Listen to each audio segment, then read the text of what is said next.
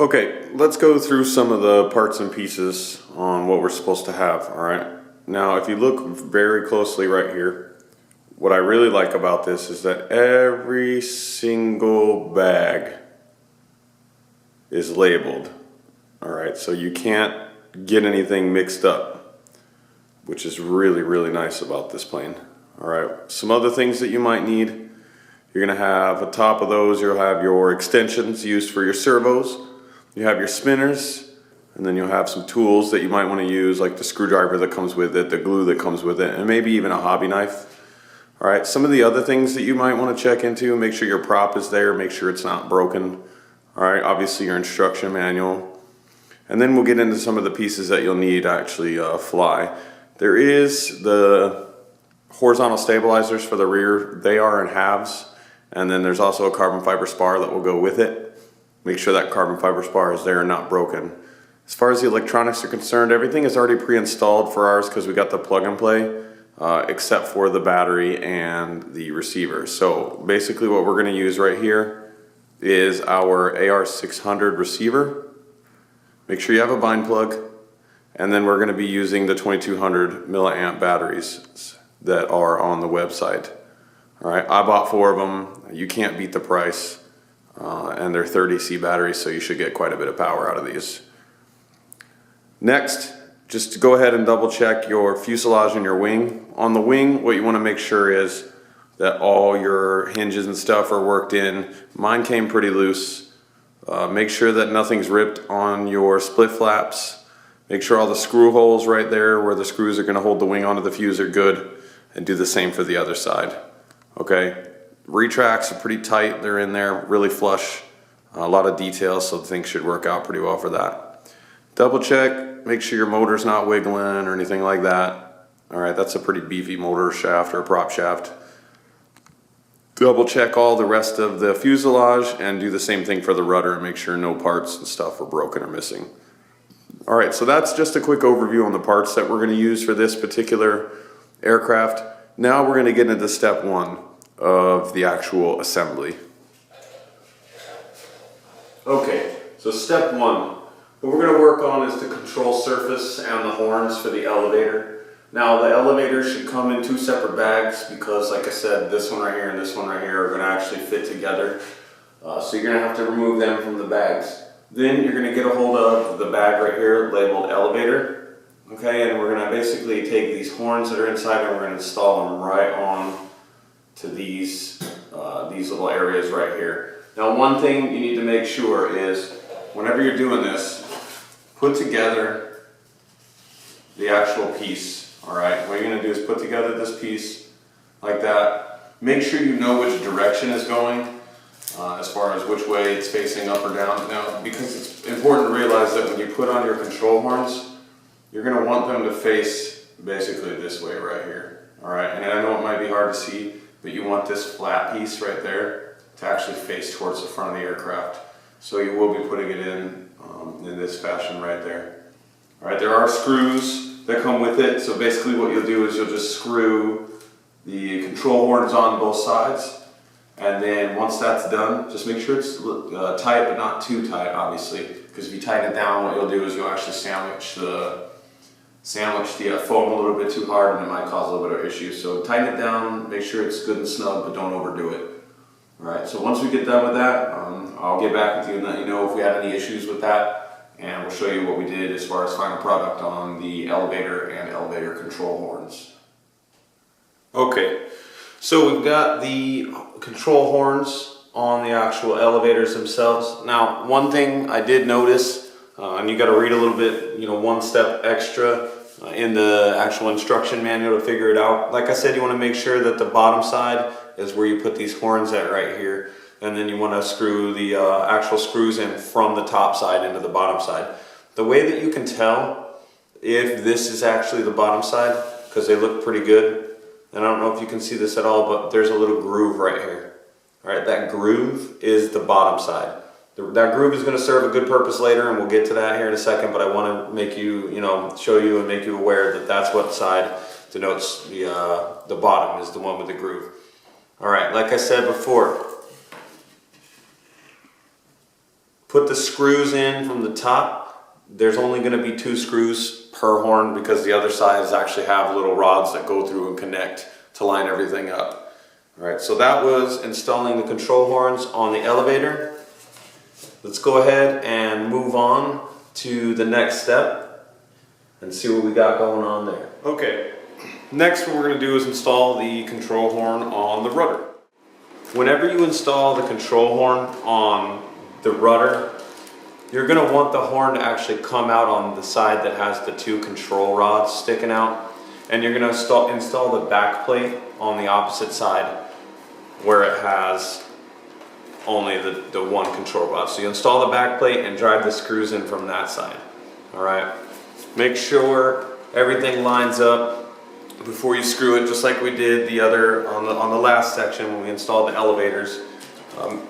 Everything will be clearly marked right here in the rudder bag. There's only, let's see, 4 screws, a back plate, and a control horn, so that should be fairly easy to recognize. I love the fact that they labeled everything in here. I just think it's freaking wonderful. Anyways, who cares about my opinion? I'm just the builder. So what I'm going to do is I'm going to install it. Like I said, I don't really like to show the installation portion because I'm trying to save a little bit of time.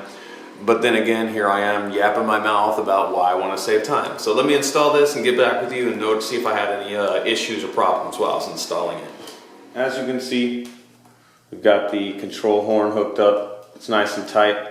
Everything went on just exactly the same way as your elevators did. The only thing I would suggest is actually pay attention to what you're doing, and like I did, so you don't stab a hole through the rudder. Other than that, went on fairly simple. Don't connect these yet. We got time for that later. So we're going to go ahead and move on to the ailerons. So you can go ahead and set the fuselage aside, grab your wing. Let's talk about installing some ailerons and the control horns, and we'll make sure everything looks good on those. So as you can see, we've got our wing here. Now, right here we've got our ailerons.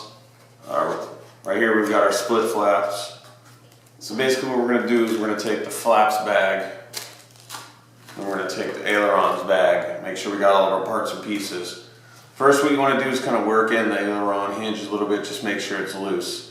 Now keep in mind, the horn will be on the bottom side of the wing, simple as that. Alright, you put that back plate on the top of the wing with the screws going from the top of the wing towards the bottom of the wing. So what I'm going to do is I'm going to install the horns for the ailerons and for the flaps. I'll go ahead and figure out if I have any issues or whatnot, see how we can go about doing it any easier than what the user's manual says. After that, then we'll hook up the actual control rods themselves, which are in here in accordance with the user's manual or the instruction manual. Once we get that done, we should have an almost operational wing. So I'll be right back with you as soon as I get done, and also, like I said, I'll let you know if I had any issues. So I got the wing done. You can see I've got the control horns hooked up. I basically just centered these servos by hand just to get it close. I have a feeling I'm going to have to bind everything once everything's hooked up and then mechanically adjust these clevises just to get it centered. That way I have a little less trimming to do. You can see right here it's kind of up a little bit, all right, but I don't think the servo's all the way centered, so I'll fix that once I bind everything to the radio. Didn't have any issues. One of the clevises was broken, but the good news is they supply you with a replacement bag and it has clevises and horns and everything in there, so that's nice to know that they give you the extra parts. Okay, no other issues concerning getting this stuff together. The horns are a little bit hard to get through with the rods, okay, on the wing, but don't be afraid to push it through. Just be careful not to break or strip the servos. Also, I don't know, you're not going to be able to really see, but I used a longer screw on the actual horn connection to the plate, and what it does is just protrude out a little bit more than what I'd like it. So I'm probably just going to take it out and replace it with a shorter screw. The package does come with some short screws, so I would just recommend using those. If you're OCD like me, it's going to drive me nuts, but I'll probably never get off of my butt to fix it. But just in case, they did give you 2 different length screws. So that was the wing. All right. So we're gonna move on to the next one. I didn't have any issues with the wing whatsoever. Okay, so we'll go ahead and move on to the next step and get pressing forward with this build. Okay, now what we're gonna work on is actually gonna be our two elevators, or the disregard their horizontal stabilizers. Okay, we're gonna actually work on joining them two together. All right, how this is gonna work is we're gonna take our carbon fiber rod here, or carbon rod. We're gonna utilize the glue that we have here, and then just cut yourself out a really small square of cardboard or paper or whatever you have. But basically what you're gonna do, take the glue out, put a little puddle, I'd say probably about a dime to a quarter size. Okay, maybe a nickel if you're very particular. But put a dab of it, kind of a glob on here. What we're gonna do is run the actual rod through the glue, making sure we coat it. And then we're gonna insert the rod into the actual elevators themselves. Okay, so we'll put them together, insert the rod and glue the whole thing together. All right, I don't see an issue with, and it actually shows in the user's manual, to actually throw in some glue and stuff on, not on this side, but just on where the two wings and stuff connect. Okay, so throw some glue on here. It doesn't look like it's been painted too well, so you don't really gotta worry about sanding it. But glue them together, try to get them as straight as possible, and then run the carbon fiber rod through some glue, set it inside of this little crease that's right here, and you can see it, and let it set.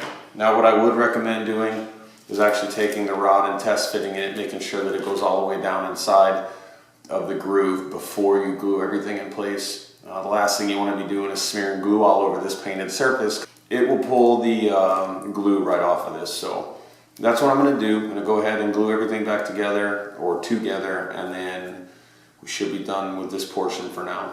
Okay, so we've got the horizontal stabilizer on the rear of the airplane. Now I know initially I had said that I want you to glue half of the carbon fiber rod in and then put glue on the edges, basically where the two pieces meet, and then slide it together. What I failed to mention was that you have to actually put the glue on, glue one side in, and it's actually best to let that side set first. Let it set as far as the carbon fiber rod underneath right here, the carbon fiber rod on one side. Get it all dry and even and let it set so it's not going to move around. Once that's set, then what you're going to do is push this side in. Okay, you're obviously going to lay glue around the insides of the fuselage where the wing is going to meet. Push it in there with the glue, slide the other side on, and then glue the rod in and glue everything together. The reason being you can't just glue it together and slide it in is because both sides have a horn on there, so you're not going to be able to slide it in. So that's one of the issues that I ran into. Basically what it boiled down to was a lack of me reading the directions all the way through. So hopefully by you watching this video we can head that problem off, because I had actually glued the two pieces together, and what happened was I had to rip them apart, and thankfully I had some quick Instacure CA laying around, and I cured the rod in there really quick and made sure everything stayed nice and glued together. One other feature that I'm going to do is I'm actually going to glue a bead of glue around right here on both sides, underneath and in front and on top, just to make sure that wing isn't going to go anywhere. I really do not want this thing coming apart in the air, so I'm going to take that extra precaution and that extra measure to make sure the wing doesn't go anywhere. But as far as rigidity, my glue isn't even all the way cured yet, and I mean you can see that there's barely any flex to it whatsoever, so I think we should be good on that. So, alright, now that we've got the horizontal stabilizer together, what we're going to do then is we're going to mount the wing to the fuselage, okay? Before we do that and you glue this stuff in, make sure you verify that this is pretty much the same distance. It's not in crooked. Make sure it's square and everything's parallel. The more square you get it, the better this thing is going to track. So let's go ahead and move on to mounting the main wing to the fuselage, and then the thing's really going to start taking shape. So let's go ahead and do that, and I'll get back with you here in a second as soon as I get all my materials prepared, and we'll go through the steps on mounting the wing. Alright, so what we're going to do, we're going to go ahead and mount the actual main wing to the fuselage. Now, first things first, what you want to do is unwrap or untape all of your connections right here. Okay, you're going to untape them from the actual wing. That's going to give you a little bit of play, and try to bunch these up as best as possible. All right, I might even just grab a wire tie really quick and tie these up, but I'll go through the steps. Bunch these up after you untape them. Let me get this tape off of here without ripping the paint off. A little late for that. You're gonna bunch those up. Now, once you bunch them up, take the fuselage, take the battery cover off of the fuselage. The reason I say this is because they're gonna go ahead and set the fuselage down on here. Okay, and then you're gonna pull these wires through to the battery compartment. All right, and that's gonna keep anything from getting tangled up. Once you get that done, you're gonna flip the whole thing over. Make sure you have your bag ready to go of all your parts and pieces. Okay, you'll notice that it'll come in this bag and you'll have 3 long screws, 3 short screws.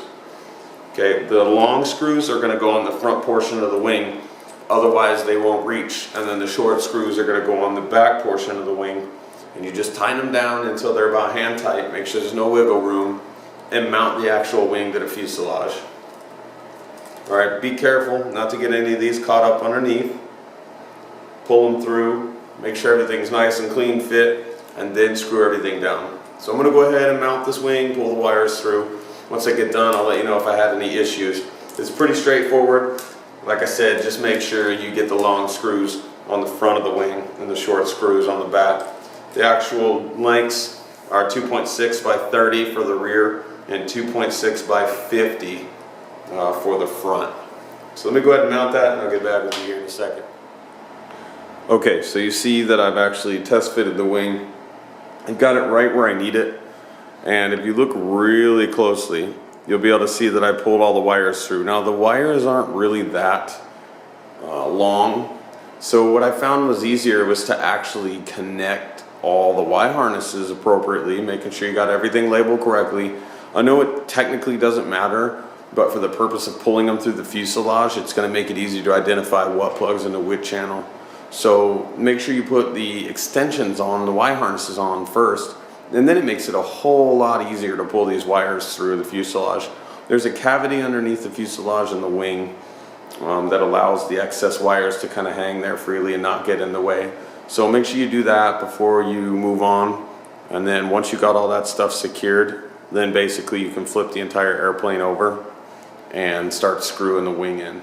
So the wing went on without really a problem. The only thing I will say is make sure you use the right screwdriver so you're not stripping out the screws. The good news is that they gave you a couple extra screws. I didn't need them, but I think the next time if I have to pull this wing off for some reason, that I might actually have to utilize the extra screw. The screws go in extremely firm, extremely snug, so make sure that you basically just wiggle the wing from the fuse. If you get any wiggle, just tighten it down more. And then I only went about a half to 3/4 of a turn past where the wing stopped wiggling. That way I'm not crunching the foam and it holds on nice and secure and snug. I don't really have any issues with this, the way that it mounted. I actually think that the wing is going to be on there pretty sturdy. So that was mounting the wing to the fuse. Next, what we're going to do is we're going to talk about hooking up our electronics, getting all of our servo leads, and mounting the receiver in there. So let me get this thing flipped over, and we'll talk about how we're going to go about doing that. Okay, so as you can see here, we've got a whole bunch of wires coming out. All right, every one of these wires is labeled. This one's labeled rudder. All right, let me untangle this here for a second. They're all labeled appropriately. Now, get everything situated nice and neat to where you want it so that you're able to figure out exactly where you want your receiver to sit and everything to be plugged in. The good news is there's plenty of space in there to set your receiver down. Okay, as far as the receiver goes, choose something fairly small. You don't want a gigantic receiver. For the purpose of today, I just went ahead and I'm going to use my AR600 receiver. All right, I'm going to go ahead and use this one just because I know and trust the Spectrum brand as far as the electronics are concerned. So what I'll do is I'll plug in all the appropriate leads into the appropriate slots and try to mount this receiver as best as possible down in there nice and neat, because you want to leave room for the battery. Alright, another thing, make sure you keep your antenna out, keep it in a nice location to where it'll actually get good reception, and always, always, always do your range checks. I know that's one of the bigger things that's overlooked. You just get into the habit of throwing stuff in there and not checking, but it's very important, especially with a nice aircraft such as this one. So I'm going to go ahead and mount everything in there, see what we got as far as room. Also, down in the bottom where the wing mounts, there's a big cavity, so you can push a lot of those wires back down in there if need be to get them out of your way. Alright, so as you can see, I've got everything tucked down in there. Now, it's not nice and neat, but it is in there temporarily just to get it out of the way. What I intend on doing now is putting a battery in the slot where it's supposed to go, plugging the battery up, and checking and centering all my control surfaces. Now, depending on what transmitter you use, I'm using the DX6i. You want to make sure that you're holding this thing up off the table before you plug everything in, because if your retracts are down and you plug it in, the retracts are going to want to flip down, your flaps are going to want to go up. So make sure you try your best to center it and get everything back to the zero position. Once you get into that zero position, then plug it in while you're holding it up on the ground. Also at this time, I still have not put the prop on, because the last thing I want to do is this thing to go haywire. It's always safe when you're working on your airplanes to keep your prop off. Alright, so I'm going to go ahead and plug everything in. I've charged up my 2200 battery that I got from the Motion RC website. We're going to do all of our function checks, make sure everything works, get everything going the right way, and then after that we'll trim it out, make sure everything looks nice and neat.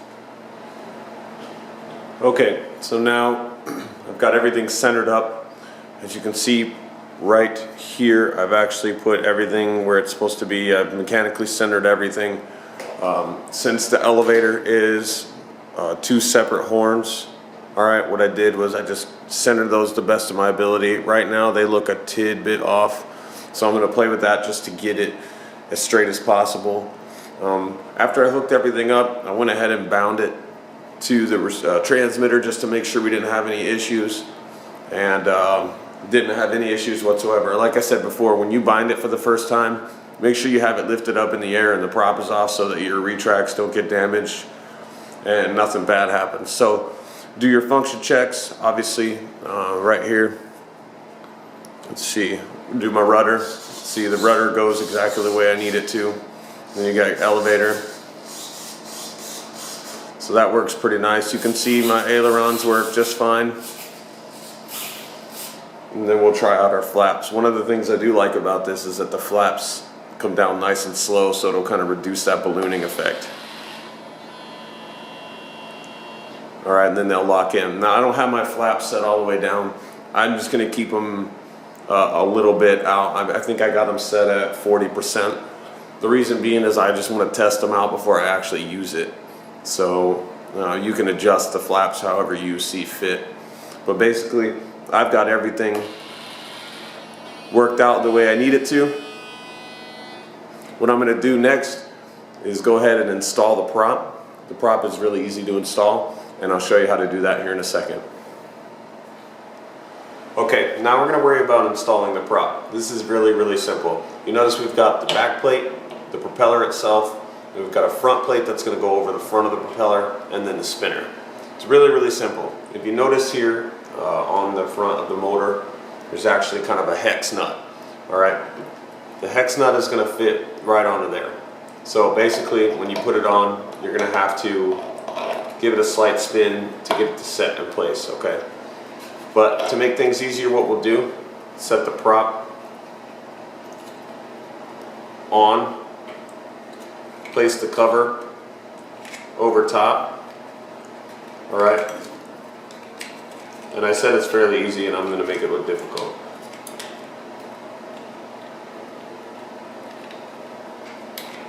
Alright, just sandwich the prop in there so you get no movement. Slide it right on. give it a little bit of a twist, okay, until it mounts right on there flush. And then you're just going to take the spinner and you're going to screw it right on. Okay, crank it down a little bit, make sure it's nice and tight. Make sure your prop's not going anywhere, and that's how you install a prop on the critical mass. Okay, so now we've completed the total assembly of the critical mass. All right, couple notes. Center of gravity. In the book, it says that the center of gravity should be 90 millimeters. All right, but there's also stickers that came in there that they put over top. Your center of gravity should be about right at 50 millimeters from the leading edge of the wing. Now, one thing to note, this little lump right here, these two lumps that are on the side, disregard those. What you want to focus on is more along these lines right here. So you'll basically go 50 millimeters from here, the leading edge back, and that should be your center of gravity. Okay, from here on out, I will say before you go to fly it, do your control surface checks, go through all the clevises, go through all the little connectors, the quick connectors, make sure that all the Allen bolts are tightened down nice and tight, and everything should be good to go. Now the only thing I have left to do is take this bad boy out and give her a test flight, see how she goes. So I want to thank you for watching. If you have any questions, please by all means ask the Motion RC staff. They're great. They'll answer any questions that you have, and they've also answered all of my questions regarding the use of this airplane. So I want to thank you again for watching. The build was fairly simple. It should take you about an hour.